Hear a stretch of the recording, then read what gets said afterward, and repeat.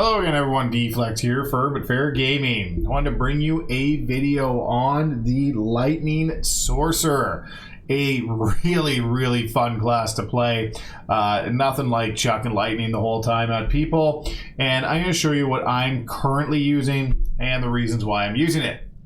I have it set up the way I like to play, so for me, this is the way I play. You feel free to change it. There are a couple different options you can do, but this is the way I have mine set. So first of all, the legendaries that you're going to use, the implants, the legacy ones, Gathering Storm, Force Speed makes your next direct force attack deal 20% more damage, and force attacks deal 20% more damage while Polarity Shift is active. Very great because you want Polarity Shift because it gives you the lower GCD and it gives you a burst window.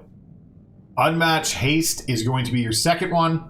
The duration of Polarity Shift is increased by 5 seconds, and using Force Speed reduces the active cooldown by 5 seconds. Very good to use as well. As for the Relics, I'm using Focus Retribution for the Mastery, and I'm using Serendipitous Assault for the Power. Your most important stat to hit right away is 110% accuracy, because you don't want to miss. That's just wasted DPS. So definitely get that first. I am high on the Alacrity because of the bonus that Lightning Sorcerers actually get. So 110% accuracy is what you want to hit first and foremost. Next, you want 2.15% Alacrity because of the bonus 5% you will get from being a Force Lightning Sorcerer. So that will give you 7.15 in total. There is another threshold you can go for, which is 11, and if you are combining Madness with this as well, and you want to run one set for Madness, by all means, you can get this up to, I think it's 6.42, but your Madness set will be 7.15. So if you keep it at 7.15 and run both sets, you will have a crazy low GCD, but you will do less crit damage. Anyways, that's my little blurb on that, but that's what you want to shoot for, is a 7.15 total, which is 2.15 plus your 5% bonus. As for the tactical, I'm using the AoE one right now, which is Elemental Convection. So Volt Rush triggers Lightning Storm when activated. Chain Lightning grants Volt Flux, causing Volt Rush to arc to multiple targets for the next 10 seconds. That just makes your Volt Rush an AoE ability instead of a single target, which is pretty nice. You can go, there's a single target build you can do as well, but I run the AoE one because I like it. As for what I'm running in the tree, I use Forbidden Knowledge. If you want this single target one, you will use Halted Offense, which will replace your Chain Lightning. I personally like the way I have it set up. I like Eye of the Storm. Fires out a burst of overcharged lightning, dealing X amount to 3 enemies. It's definitely one to good precast, and I'll show you that in the rotation. The next section, I'm using Thundering Blast, causes Affliction to tick twice. Excuse me, which is one I enjoy. Does a little more DPS when you have Affliction up on your target and your Thundering Blast, because hey, Thundering Blast is one of your big damage abilities. Thundering Blast grants a stack of Insulated Blast, which increases your damage reduction by 5%. It's just a damage reduction. It's not crazy.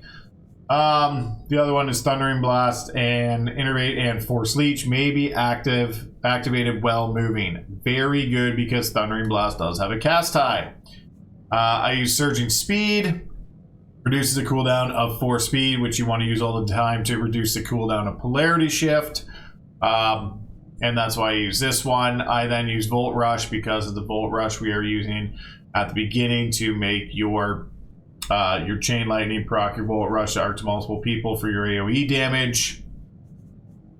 And then I am using just Corrupted Flesh, which you can replace with whatever you like.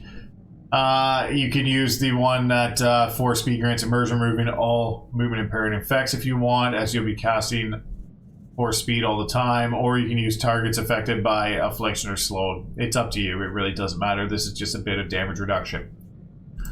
Getting into basically the way I play, if this is an AoE pack, let's just pretend, and there's lots of enemies around, I will start with Eye of the Storm, which will proc Chain Lightning, which will proc Volt Rush.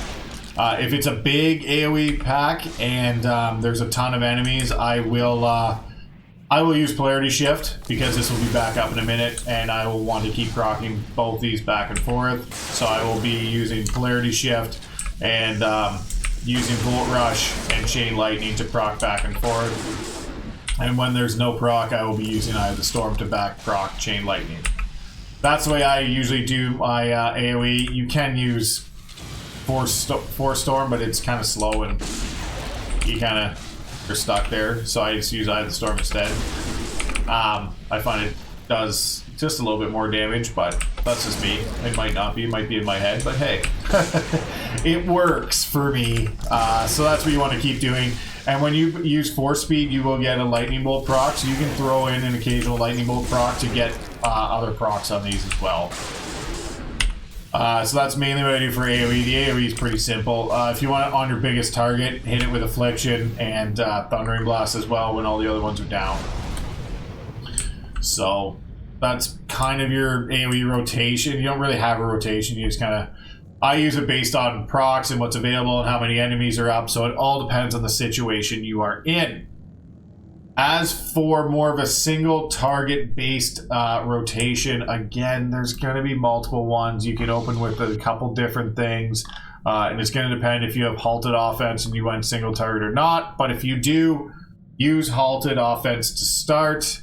If not, I like to use Crushing Darkness. I know a lot of people don't, but I do.